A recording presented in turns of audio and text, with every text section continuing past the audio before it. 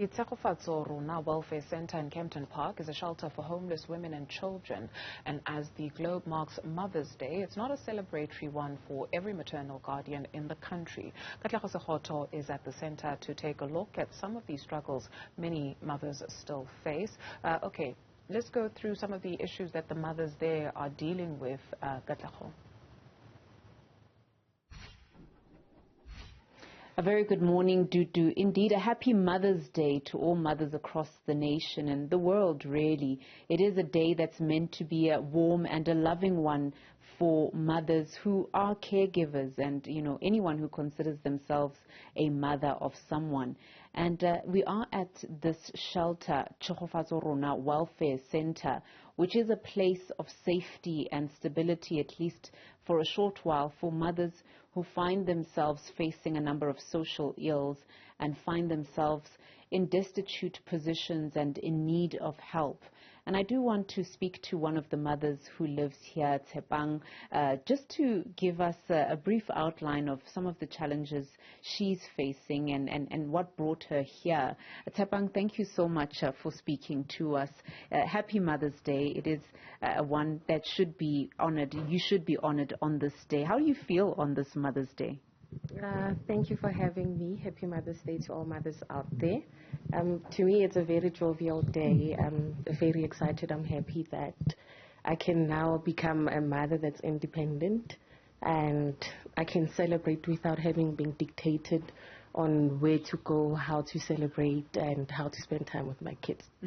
Yes. Yeah. Just give us a little bit of a backstory as to how you arrived at this shelter. It's one that helps mothers just stand up on their feet if they're going through a troubling time. How did you come here? I actually came here. I'm no longer staying here, but I do come here to assist here and there. I used to stay here for about 6 months. I came here. I was a victim at that time. I was in a relationship whereby I was physically abused and I was also sexually violated. So when I came here, I was very destitute and I was offered counseling services whereby I got help and I got healing because I couldn't even share my story without shedding a tear. So having stayed here, I got help and I also upped my skills where I got employment through the organization till today. Yes. And just a last one, what kind of support do you think mothers need from government, from society? In what ways are mothers being let down? I believe mothers are being let down because the government does not fund such organizations. Most of them are self-funded, like this one whereby Cynthia has to pop out cash from her pocket to fund everything that's happening in the house, from electricity to food to diapers for the kids that are here, because we've got so many kids here. And also we need the government to at least sponsor or assist in a way with sanitary pads, because there are so many women here. Sometimes we run out of options on what to do, but fortunately enough, on a daily basis, there are people that come and contribute because they understand the cause behind the organization. Yes. And just talking about the government side, do you think social development is helpful? I mean, when you found yourself as a victim, did you know where to turn to before coming here? No, not at all. I would say social development is not helpful at all. Yes. And in what ways do you think they need to help? Should there be better sort of advertising to say, hey, if you're in trouble, this is where you need to go? Because I find that perhaps some of the stories we've heard is that women don't know where to go almost in that immediate situation. Yes, I believe there should be advertising happening in hospitals, police stations, anywhere, whereby when I'm in destitute and I need help, I know where to go, I know who to contact. Because coming here, it's a long process. You need to start at the police station. Sometimes you find the officers are not that friendly, and some don't have information that there's a shelter somewhere out there. They'll just say, no, come back tomorrow. And also, I think the social development should also try by all means to fund these organizations, because it's very hard paying from your own pocket, especially people like Cynthia who are unemployed. So she has to make ends meet so that she can help all the women in the house. And there are so plenty. And also, this is her own personal space. So she had to bring everyone from out there that needs her help to come here. And also the counseling services, she also pays from her own pocket.